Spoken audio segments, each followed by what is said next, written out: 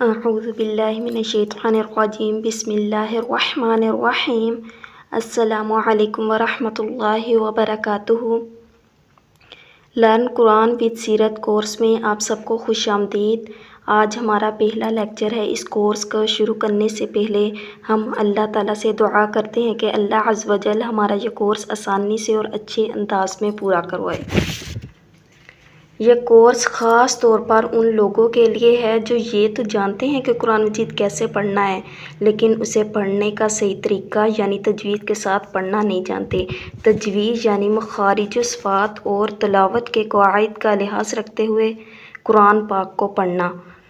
یہ تینوں چیزیں ہم دیکھتے ہیں کہ قرآن مجید کے ہر صفحہ یعنی کہ ہر آیت میں ہمیں نظر آتی ہیں، اس لیے ان کا جاننا بہت ضروری ہے۔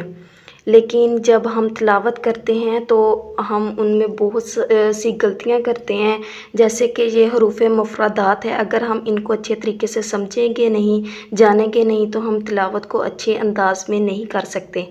تو ہم مخارج میں کون سی غلطیاں کرتے ہیں، یہ تھوڑی سی میں نے پوائنٹ آؤٹ کی ہیں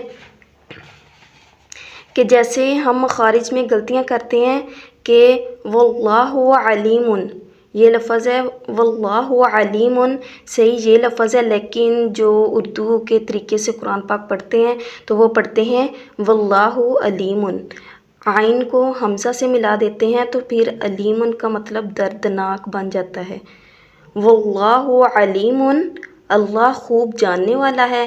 اگر ہم پڑھیں گے واللہ علیم تو اس کا مطلب ہے اللہ دردناک ہے، نعوذ باللہ۔ تو اس طرح ہم مخارج میں غلطیاں کرتے ہیں جس کی وجہ سے اس کے معنی چینج ہو جاتے ہیں۔ تو پھر ہم صفات میں جو غلطیاں کرتے ہیں، لفظ ہوتا ہے اللہ اکبر، لیکن پڑھنے میں غلطی ہوتی ہے اللہ اکبر پڑھ دیتے ہیں، یعنی کہ حمزہ میں عین میں ہم کوئی فرق نہیں کرتے، اس میں کوئی ڈیفرنس نہیں ہوتا، تو اردو کی طرح قرآن پاک پڑھتے ہیں۔ تو اس طرح مخارج صفات میں قواعد میں بہت ساری غلطیاں ہوتی ہیں جس کی وجہ سے ان کے معنی چینج ہو جاتے ہیں۔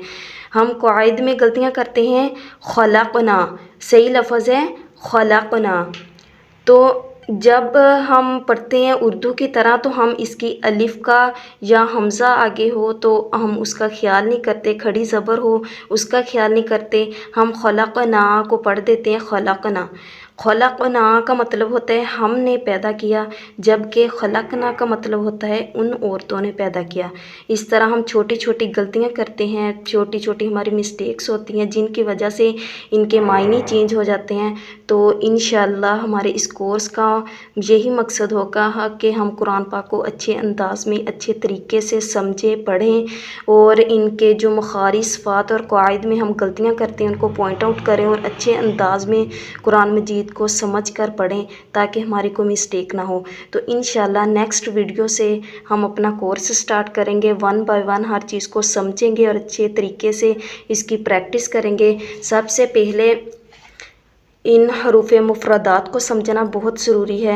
نیکسٹ ویڈیو انشاءاللہ حروف مفردات کو کیسے پڑھتے ہیں، ان کو کیسے نکالتے ہیں، گلے سے کیسے نکالتے ہیں، اور کون سا لفظ کہاں سے نکالا جاتا ہے، تو انشاءاللہ اس پر ہوگی۔